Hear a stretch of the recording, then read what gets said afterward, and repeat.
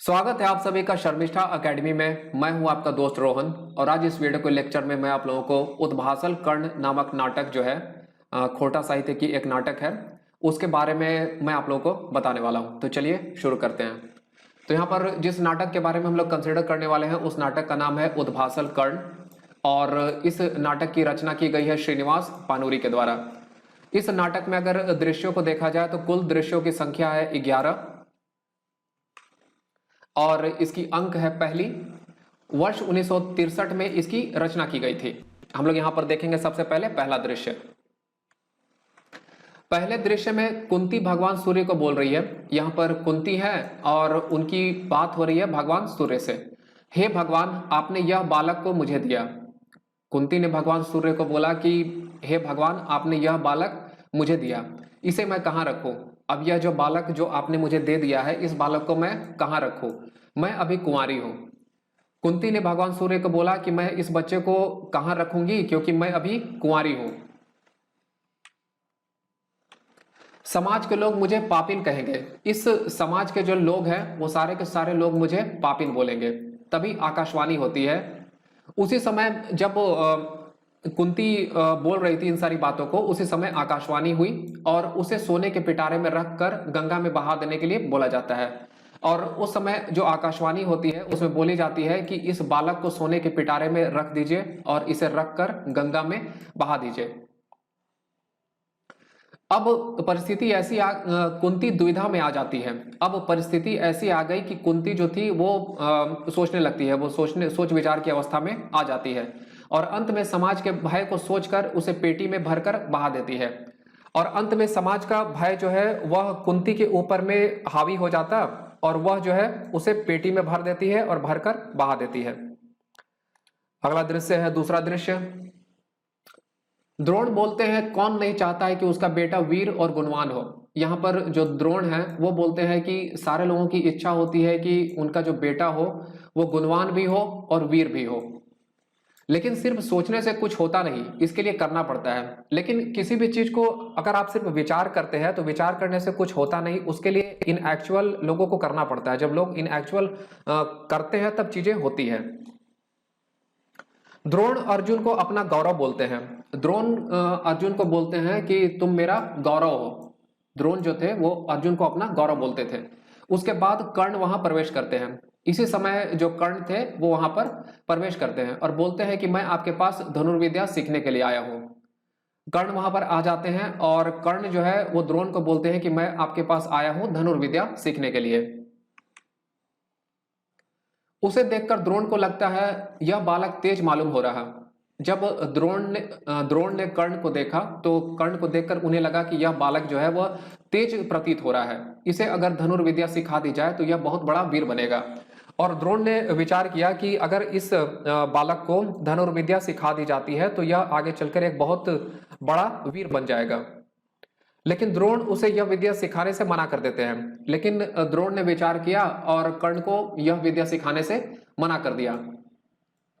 इसके बाद कर्ण सोचते हुए परशुराम के पास जाने का विचार करते हैं। उसके बाद कर्ण ने विचार किया और निर्णय लिया कि वह जो है अब परशुराम के पास जाएंगे। तीसरा दृश्य। इस दृश्य में द्रोण और अर्जुन शिकार खेलने के लिए गए हुए हैं। यहाँ जो दृश्य है, इस दृश्य में दो व्यक्ति हैं, द्रोण और अर्जुन, दोनों कोई शिकार खेलने के लिए गए हुए हैं। वहां पर इनकी मुलाकात एकलव्य से होती है और जिस जगह पर ये लोग शिकार खेलने के लिए गए हुए थे उसी जगह पर इनकी मुलाकात हो जाती है एकलव्य से। एकलव्य ने द्रोण को अपना गुरु मान लिया था। एकलव्य जो थे उन्होंने द्रोण को अपना गुरु स्वीकार कर लिया था और उनकी मूर्ति बनाकर धनुष बाण से अभ्यास करते थे।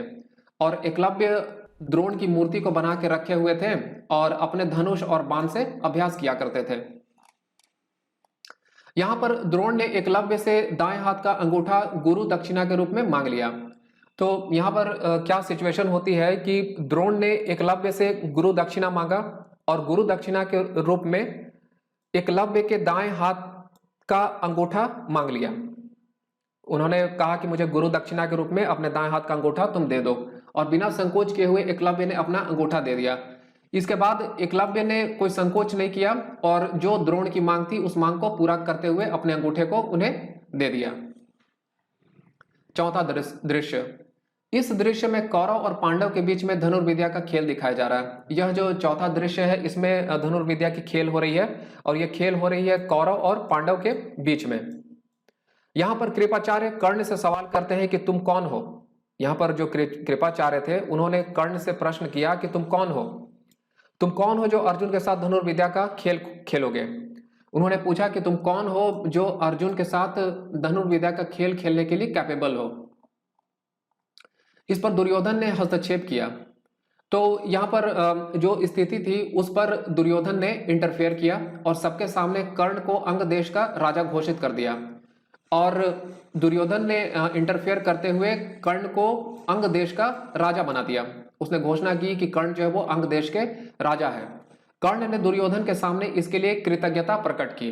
जब दुर्योधन ने कर्ण को अंग देश का राजा घोषित कर दिया तो उसके बाद कर्ण ने दुर्योधन के सामने इसके लिए अपना ग्रेटिट्यूड को दिखाया, अपनी कृतज्ञता को प्रकट की। अंत में कृपाचार्य ने शाम हो जाने पर सबको चलने के लिए बोला। उसके बाद फिर शाम हो जाती है तो कृपाचार्य थे, उन्होंने बोला कि अब शाम हो चुकी है सो सारे लोग चलो। पांचवा दृश्य, इस दृश्य में सोनी और मीरा नाम की दो लड़कियां परशुराम के आश्रम में वार्तालाप कर रही हैं। यह जो दृश्य है इस दृश्य में दो लड़कियां हैं, इन लड़कियों का नाम सोनी और मीरा है, जो आपस में बातचीत कर रही हैं और ये लोकेशन है परशुराम का आश्रम। इनके बातचीत का विषय जात पात और ऊंच नीच होती है। तो यहाँ पर जो दोनों के बीच में सोनी और मीरा नाम की जो दो लड़कियां थी उनके बीच में जो कॉन्वर्सेशन होते रहती है उनका जो टॉपिक था वो था जात पात और ऊंच नीच। उच्च जाति के लोग निम्न जाति के लोगों से भेदभाव करते हैं। यहाँ पर जो उच्च जाति के लोग हैं वो निम्न जाति के लोगों के साथ भेदभाव करते हैं, उन्हें समानता की भाव से नहीं देखते हैं, वो उनको अपने समान नहीं समझते हैं। छठा दृश्य, यहाँ पर गुरु परशुराम कर्ण के जांघ पर अपने सिर को रखकर सो रहे हैं। यह दृश्य है जिसमें कि जो गुरु है परशुराम वो कर्ण की जांघ पर अपने सर को रखे हुए हैं और वो सो रहे हैं। इसी दौरान एक भौरा कर्ण के जांघ के नीचे में आकर काटने लगता है। इसी समय एक भौरा आता है और वो कर्ण के जांघ के नीचे में आकर काटना शुरू कर देता है और वहां से खून बहने लगती है। जब उसने काटना शुरू कर दिया तो काटने के कुछ अंतराल के बाद खून जो वहां से बहने लगी। इस खून के स्पर्श से परशुराम की नींद खुल गई। जब खून बहने लगी तो खून के स्पर्श हुई परशुराम को और इससे उनको परशुराम की जो नींद थी वो नींद उनकी खुल जाती है। परशुराम को बहुत आश्चर्य होता है कि एक ब्राह्मण के अंदर में इतना धीरज कैसे हो सकता है। परशुराम को इस बात से बहुत ज्यादा वो सरप्राइज हो जाते हैं कि एक ब्राह्मण जो है उसके अंदर में इतना धीरज कैसे है, ये कैसे पॉसिबल है कि एक ब्राह्मण के अंदर में इतना धैर्य हो। वह कर्ण से उसके जात के बारे में पूछते हैं। तो इसके बाद उन्होंने कर्ण से पूछा कि तुम्हारी जात क्या है, और सच जानने के बाद उसे कहते हैं कि कर्ण तुम ब्रह्मास्त्र की विद्या को भूल जाओगे। और जब उन्हें सच्चाई की जानकारी होती है तो उन्होंने कर्ण को बोला कि हे कर्ण तुम ब्रह्मास्त्र की विद्या को भूल जाओगे। और इतना कहकर उसे आश्रम को छोड़कर जाने का आदेश दे दिया। इसके बाद जो गुरु थे उन्होंने कर्ण को आदेश दिया कि तुम जो है आश्रम को छोड़ो और आश्रम को छोड़कर चले जाओ। सातवां दृश्य, इस दृश्य में पांडव अपने वनवास को पूरा करके वापस आ चुके हैं। यह जो दृश्य है इसमें जो पांडवों को जो वनवास मिली थी उस वनवास को वो लोग पूरा कर लिए और वापस आ चुके हैं। कृष्ण अपने मन में विचार करते हैं कि अब युद्ध की स्थिति सामने आ रही है। कृष्ण विचार करते हैं कि अब परिस्थिति आ चुकी है एकदम युद्ध जो है वो सामने आ चुकी है और युद्ध बहुत खराब है। और कहीं पर भी युद्ध होती है तो युद्ध जो है वो बहुत खराब होती है, इसमें लोग असमय मारे जाएंगे और इस युद्ध के कारण बहुत सारे लोग जो है बिना समय के मारे जाएंगे। वह एक बार दुर्योधन को समझाने के बारे में सोचते हैं और वो विचार करते हैं कि एक बार दुर्योधन को समझाने की प्रयास की जाए। आठवां दृश्य, यह दुर्योधन के राज्य सभा का दृश्य है। यह जो दृश्य है वहां पर दुर्योधन की राज्यसभा है। यहाँ पर कृष्ण दुर्योधन को युद्ध को टालने के लिए समझाते हैं। यहाँ पर कृष्ण आते हैं और दुर्योधन को बोलते हैं कि युद्ध को टाल दीजिए, परंतु दुर्योधन पांडवों को कुछ भी देने से इनकार कर देते हैं। लेकिन यहाँ पर दुर्योधन जो थे उन्होंने पांडवों को कुछ भी देने से पूर्ण रूप से इनकार कर दिया। कृष्ण दरबार से बाहर चले जाते हैं। इसके बाद कृष्ण वहां पर रुके नहीं और उस दरबार से वो बाहर चले गए। और उनके पीछे कर्ण आते हैं। जब कृष्ण बाहर जाते हैं तो उनके पीछे में कर्ण आते हैं। कृष्ण कर्ण को पांडवों की तरफ आ जाने का प्रस्ताव देते हैं। उसी समय कृष्ण ने कर्ण को प्रपोजल दिया कि आप जो है पांडवों की तरफ में आ जाइए, जिसे कर्ण अस्वीकार कर देते हैं, लेकिन कर्ण ने इसे स्वीकार नहीं किया। 9वां दृश्य, इस दृश्य में कर्ण और कुंती के बीच में वार्तालाप हो रही है। इस दृश्य में दो व्यक्ति हैं, एक का नाम है कर्ण और दूसरे का नाम है कुंती। ये दोनों के बीच में वार्तालाप होती है, जिसमें कुंती कर्ण को अपना पुत्र बताती है। तो यहाँ पर कुंती ने बताया कि कुंती ने कर्ण को बताया कि कर्ण आप मेरे पुत्र हैं, और उसे बोलती है कि सारे पांडव उसके अपने भाई हैं, और जितने भी पांडव हैं वो सारे के सारे आपके भाई हैं, कर्ण के भाई हैं।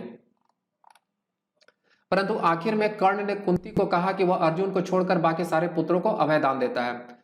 लेकिन यहाँ पर कर्ण और कुंती के बीच में सकारात्मक, पूर्ण रूप से सकारात्मक बातें नहीं हो पाती है, और कर्ण ने कुंती को बोला कि वह सारे पुत्रों को अभय दान देता है, सिर्फ अर्जुन को छोड़कर। अर्जुन को छोड़कर उसके जितने भी सारे पुत्र हैं वो सारे के सारे पुत्रों को कर्ण अभय दान देते हैं। उसके बाद है 10वां दृश्य। इस दृश्य में कर्ण स्नान करके सूरज को प्रणाम करते हैं। यहाँ पर ये जो दृश्य है इसमें कर्ण स्नान कर चुके हैं और सूरज को प्रणाम करते हैं। उसी समय इंद्र ब्राह्मण का रूप धारण करके, उसी समय इंद्र आते हैं जो कि ब्राह्मण का रूप को धारण किए हुए रहते हैं, और कर्ण से उसके कवच और कुंडल को मांग लेते हैं, और उसके बाद उन्होंने कर्ण से उसका कवच और कुंडल को मांग लिया। 11वां दृश्य, यहां पर युद्ध भूमि का दृश्य है। यह जो दृश्य है इसमें युद्ध भूमि के दृश्य को दिखाया गया है। कर्ण के रथ का चक्का धरती में फंस गई है, और जो शूरवीर कर्ण है उनके रथ का चक्का है वो धरती में फंसी हुई है। इसी समय अर्जुन ने उस पर बाण चलाकर कर्ण के प्राण ले लिए, और जब कर्ण का चक्का जो है धरती में फंसा हुआ था उसी समय अर्जुन ने उस पर बाण चलाए और कर्ण के प्राण ले लिए। तो ये थी उद्भाषल कर्ण की सबसे महत्वपूर्ण बातें इस पूरे के पूरे नाटक के दौरान। तो यह वीडियो अगर आप लोगों का पसंद आया हो तो इस वीडियो को लाइक करें, शेयर करें, और इस चैनल पर अगर आप पहली बार आए हुए हैं तो कृपया इस चैनल को सब्सक्राइब कर लीजिए।